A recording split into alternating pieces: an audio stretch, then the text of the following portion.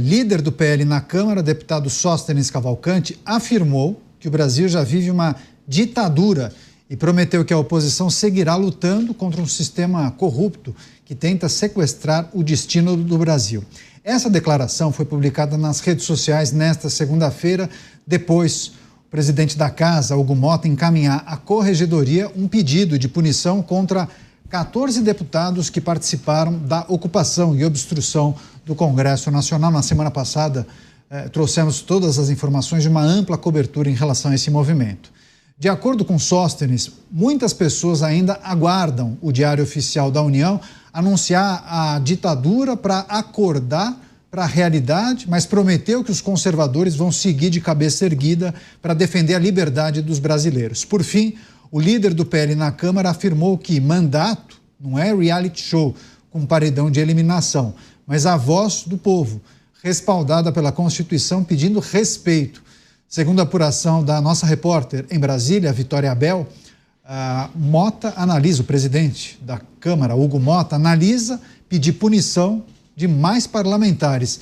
Dávila, queria começar contigo porque acompanhamos aquele movimento de obstrução física, inclusive das casas legislativas, mas agora a sinalização, inclusive, de Hugo Motta, já indicando que vários poderão receber uma punição. E aí, claro, a oposição falando em ditadura. Dávila. Canhato, é uma questão regimental. O presidente da Câmara vai ter que avaliar, decidir. Agora, a pauta que interessa ao Brasil não anda há meses. Teve o mais longo recesso, teve tarifa do governo americano, nós continuamos tendo a carga tributária mais alta do mundo, nós continuamos tendo uma das economias mais reguladas do mundo que impede o empreendedorismo no Brasil. Tanto problema para resolver. Meta do saneamento básico, Neto, que era para ser 2033, agora estão falando em 2070. Tanto problema grave. E aí o que o Congresso quer votar? Aumento de deputado e quer votar calote, PEC de precatório. É uma vergonha. É uma vergonha. O parlamento tem que mostrar a que veio, a defender as causas que interessam ao povo brasileiro e ficar parando e perdendo o tempo, manchete, tanta coisa por uma questão regimental. Vai ter que olhar, vai ter que ver quem é que cometeu abuso ou excesso lá do direito da obstrução e vai punir um ou outro e tocar a vida. Agora, gente, vamos tocar a vida com as pautas importantes para o país. Não dá para o Brasil estar vivendo uma das mais graves crises institucionais desde a redemocratização e a gente continuar com pauta secundária ou pior, com pauta que prejudica enormemente o brasileiro, como foi essa vergonhosa votação da PEC oficializando o calote dos precatórios. Você, Kriegner, essa movimentação no Congresso Nacional, Hugo Motta falando em medidas contra 14 deputados, e aí, naturalmente, os partidos e as lideranças se posicionando, né? Muitos falam, inclusive, em algo próximo a uma ditadura no Legislativo. Na verdade, eu não caracterizaria como uma ditadura. Essa medida do Hugo Motta, na verdade, mostra quem é, de fato, o Hugo Motta, né? E a negociação que a própria direita fez de forma equivocada para apoiar a candidatura do Hugo Motta a presidente e, de fato, o presidente da Câmara, e votando mesmo. Sem a direita ali, sem o apoio da direita, o Hugo Motta teria menos chances ou talvez não ganharia essa eleição e a direita poderia ter se mobilizado de uma maneira muito mais eficaz. Agora vêm as consequências. Mas uma coisa que a gente precisa considerar é que isso não aconteceu a primeira vez. Lá em 2017, isso já havia acontecido e foi liderado, inclusive, pela hoje ministra Gleisi Hoffmann, que ficou ocupando a mesa do Senado por 7 horas. Ela não estava na Câmara, mas por 7 horas ficou ocupando a mesa do Senado e só saiu quando apagaram a luz. Esse episódio de 2017 foi bastante simbólico. Tiveram outros episódios que a gente precisa considerar também no Senado e na Câmara. Quem não lembra a senadora Cátia Abreu indo lá e roubando a pasta para que o presidente não pudesse dar sequência na sessão. Episódio lamentável, mas até cômico, né, que na época a internet, a rede social não era tão aquecida, senão teria virado um meme ainda maior, mas ela pegando as pastas da mão do presidente da mesa para que ele não pudesse dar sequência e não pudesse continuar com os trabalhos daquela sessão. Ou seja, esses comportamentos de mobilizações eles hoje em dia não deveriam, mas hoje em dia fazem parte da maneira como os parlamentares ali usam para poder interromper ou talvez barrar ou criar empecilhos para avanços de determinadas pautas. Trazer punição para isso, eu acredito que seja uma medida exagerada do Hugo Mota, justamente porque existem tantas outras questões que não são punidas, como esses 2 casos que eu coloquei aqui, e outros absurdos que acontecem na Câmara e no Senado e que passam completamente despercebidos por parte da presidência. Nesse sentido, eu acho que a punição precisaria vir, se o povo assim entender, por parte da urna. E não por parte de uma punição agora por cima. Mas a ditadura mesmo a gente vê quando a gente vê essas decisões do judiciário, não na decisão do presidente Hugo Mota nesse sentido. Mas eu fico imaginando, Beraldo, o desafio que é para um presidente de casa legislativa, porque ele tem que dar um recado mostrando, ter o controle da situação, né? Mostrar a autoridade, mas ele também não pode perder o apoio dos partidos, né? Assim, ele fica numa situação de que precisa ser duro, mas ao mesmo tempo precisa atender minimamente aos anseios dos partidos. Há alguma maneira de fazer isso? Porque há quem entenda que vai chegar nos 47 do segundo tempo, ele pode refugar, desistir. Não vamos aplicar nenhum tipo de punição a esses deputados, ainda que as lideranças de partidos de esquerda cobrem de maneira intensa, né, uma medida um pouco mais dura contra esses deputados. Mas, assim, perder apoio nesse momento seria uma situação bem difícil para ele. Olha, a situação de Hugo Mota já é difícil. Ele vem sendo pressionado de todos os lados, inclusive pelo próprio Supremo. E agora, o que está em curso é um jogo em que cada um está tendo as suas cartas ali para apresentar na hora certa. Então, a oposição está falando de um acordo que foi feito para que fosse pautada a anistia. Ao mesmo tempo, agora você tem vários deputados da oposição que estão na berlinda no Conselho de Ética. Em algum momento, vai ser feito ali um encontro de contas. Olha, nós vamos pegar leve aqui com os deputados, mas vocês esqueçam esse assunto da anistia, porque o Supremo não me deixou avançar com essa pauta. E eu também, na pessoa física, na minha família, eu não quero ter problema. E é isso que vai acontecer. Então, hoje, de fato, não, eu concordo com o Krieger, não é uma ditadura, não é por aí, mas há um gigantesco desequilíbrio de poder. Então, o que existe hoje no Brasil, podemos chegar lá, podemos chegar numa situação bastante mais grave. Mas, da mesma forma que, na minha avaliação, não houve qualquer possibilidade de considerar o que aconteceu em 8 de janeiro uma agressão gravíssima, uma tentativa violenta contra o Estado de Direito, também não dá para a gente falar que o judiciário é hoje o ditador do Brasil. Mas estamos num caminho muito ruim. Os sinais são péssimos. Há um desequilíbrio gigantesco. Aliás, ser ministro do Supremo Tribunal Federal é mais importante hoje do que qualquer outro cargo.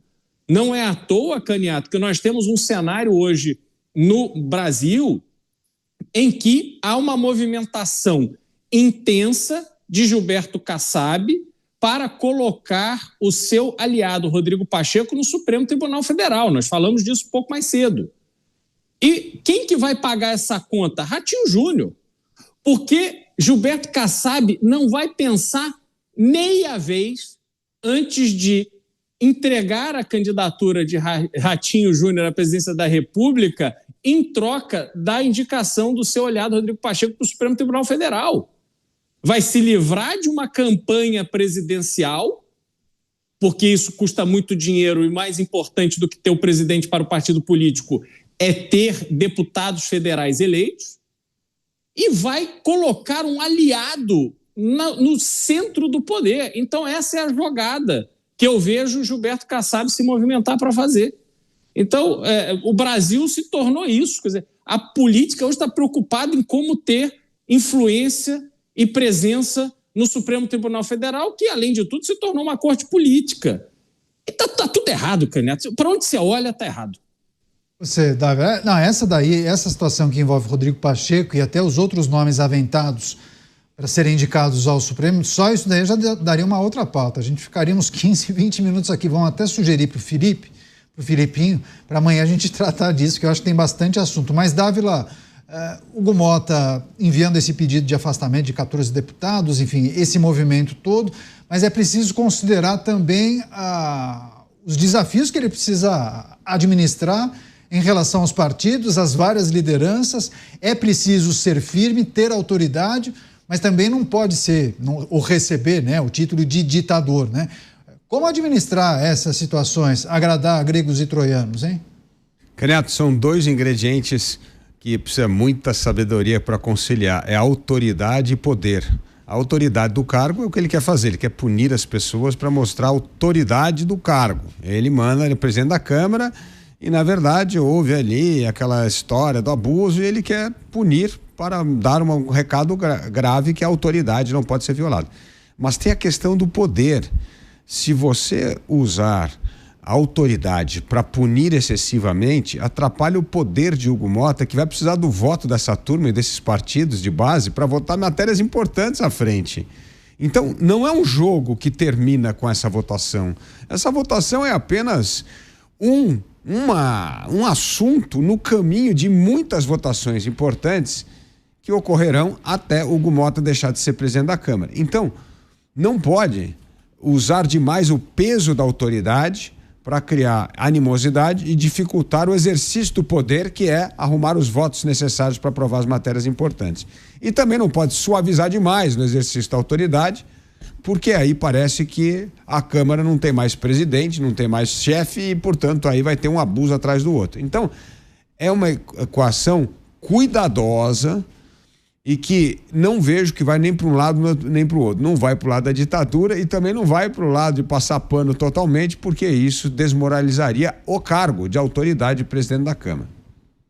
Mas, Kriegner, eu fico imaginando que o presidente faz um movimento no sentido de mostrar essa autoridade, né? Ah, não, eu vou enviar o pedido de punição de afastamento dos 14 deputados para o Conselho de Ética. Não quer dizer que já tem um acordo, que as pessoas se falaram pelo telefone ou pelo WhatsApp, mas ele faz um movimento mostrando autoridade. Talvez o Conselho de Ética tome uma decisão que vá na contramão, né? Talvez alivie para todos eles, talvez uma punição muito branda, 3 dias de afastamento, né? Justamente em um recesso qualquer. É aquela punição que ninguém vai sofrer. Você acha que vão achar um meio do caminho aí para reforçar a autoridade do presidente, mas que no final das contas não vai adiantar de nada? Pode ser também. Eu acredito o que o Dávila colocou é muito verdade. Ele precisa agora, o presidente Hugo Motta precisa colocar para não sair mal na fita e não sair fraco como sendo um presidente fraco, né? E precisa aí reforçar seu poder e também dizer que eu tenho voz aqui dentro. Agora, essa é uma briga tão pequena diante dos desafios que a gente está vivendo hoje. A melhor forma de silenciar ou de evitar qualquer outro tipo de protesto é sentar com esses parlamentares e entender quais seriam os próximos passos daquilo que precisa ser conduzido. Sentar com o colégio de líderes, como foi o que foi prometido e até agora não aconteceu, e discutir a possibilidade de pautar a questão da anistia. Eu acho que as pessoas precisam começar a entender que pautar anistia, pautar impeachment, pautar determinadas pautas não é garantia de que isso vai ser aprovado. E entender que a melhor maneira de dizer que o Brasil funciona, que é o maior argumento que a gente pode questionar aqui, porque na minha opinião não funciona, mas para esses que defendem que funciona, a melhor maneira de provar que funciona é, então, provocar o debate, é trazer aqueles que têm poder, aqueles que podem contribuir para essa discussão na mesa e entender, olha, ok, nós vamos pautar a anistia. É garantia de que a anistia será aprovada? Não é. É garantia de que o texto vai ser dado sequência da maneira como está proposto? Também não é.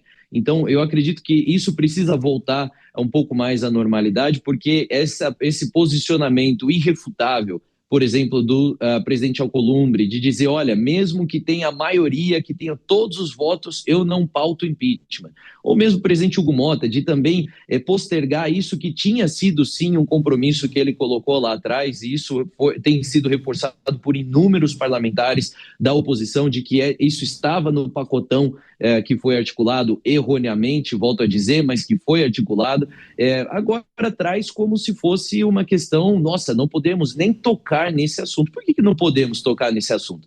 Por que o Congresso não tem capacidade, os parlamentares têm capacidade de discutir um assunto? Aprovar é uma outra coisa. Agora, meramente a discussão é tão preocupante, é tão horrível, horripilante dessa maneira que não se pode nem falar no assunto que já traz aí, evoca os piores sentimentos e ânimos dentro do Congresso. Será que o Congresso brasileiro é tão imaturo nesse sentido que não consegue sentar e negociar ao menos de uma pauta como essa, que é uma pauta séria, mas vamos olhar com as devidas proporções aqui, não é uma pauta para parar o país. Está sendo levada a esse patamar justamente porque não tem sido discutida. A frustração da oposição é justamente essa, não tem espaço para discussão, não tem espaço para construção nem mesmo de uma alternativa.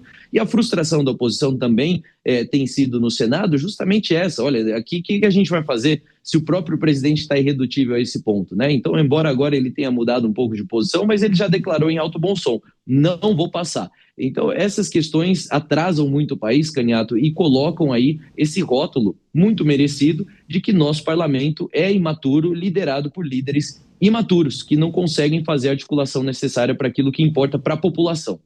A gente vai trazer daqui a pouco informações sobre a possibilidade de votar um requerimento de urgência para votar o PL da anistia. Daqui a pouco a gente vai trazer detalhes em relação a isso. Mas, Beraldo, depois que a gente observou na semana passada aquele grande movimento de deputados e senadores que impediam a realização daquelas reuniões ordinárias nos plenários da Câmara e do Senado, mas principalmente na Câmara dos Deputados, e teve aquela situação toda, Hugo Mota não conseguiu alcançar o seu assento, com aquela situação, vários obstruindo, enfim, uma discussão toda e tal. Transmitimos ao vivo, inclusive, isso aqui na programação da Jovem Pan, o momento em que o Hugo Mota consegue sentar depois de uma negociação de cerca de 2 horas, ele abre a sessão, faz um discurso, depois encerra. Mas depois desse episódio, você vê chance daquelas propostas avançarem? Tem clima para isso? Não só o PL da anistia, mas possibilidade de votar impedimento no Senado Federal, a história do foro privilegiado. Você acha que tem clima ou os presidentes das casas ficariam, caso colocassem essas matérias em votação, ficariam com a pecha de derrotados, sucumbiram à oposição, aquela coisa toda? Não acho que deve haver esse tipo de preocupação, não. Eles estão ali para representar os deputados e os senadores. E a vontade da maioria deve prevalecer. O que não pode é um chefe de casa legislativa, presidente de casa legislativa, simplesmente ignorar o apelo da maioria, e isso depois de ter descumprido um acordo que o levou à presidência da casa, e simplesmente por um arranjo ali extra casa legislativa, ele segura. Isso é que está errado. Então, quando nós observarmos, se é que isso vai acontecer, a discussão e a votação, de novo, votação. A matéria pode vencer ou pode ser derrotada. A votação vai dizer como a maioria dos representantes da população, a maioria dos representantes dos estados, vai decidir em torno daquela matéria. Então, eu não acho que deve haver esse tipo de preocupação. A preocupação que existe é justamente com, primeiro, eleições do ano que vem, como virou parte da polarização política, como é que cada um quer ser visto nas eleições do ano que vem. No meu estado, vai pegar bem eu estar com o governo ou vai pegar bem eu estar associado à oposição do meu governo? Acredito que tanto no Amapá quanto na Paraíba, deve haver um entendimento de que estar a favor do governo é o discurso que melhor produz resultados eleitorais. E há essa relação pessoal, Caniato. Então, eu, de novo, não vejo nenhum tipo de preocupação institucional nesse momento. As medidas estão sendo tomadas de forma pessoal, apesar da posição que eles ocupam para representar as casas. Dávila, mas alguns parlamentares expressaram preocupação com medidas que acabam punindo a atividade parlamentar, né? A possibilidade de um parlamentar ficar, sei lá, 6 meses afastado do seu trabalho. Entendem que há uma mão pesada demais quando você levanta a possibilidade de punir parlamentares dessa maneira. E aí há sinalizações de que outros parlamentares poderiam também receber punições e sanções desse tipo. Você acha que o Congresso Nacional, por intermédio dos seus presidentes, também precisa tomar cuidado com medidas extremas em um momento como esse? Afinal, apesar das várias críticas, os deputados defendiam um posicionamento, né? Se utilizando de um dispositivo que consta, inclusive, no regulamento, no regimento interno, né? É verdade, a obstrução faz parte do regimento interno e pode ser usado, e é usado pela oposição, geralmente como uma arma muito importante para forçar determinadas votações.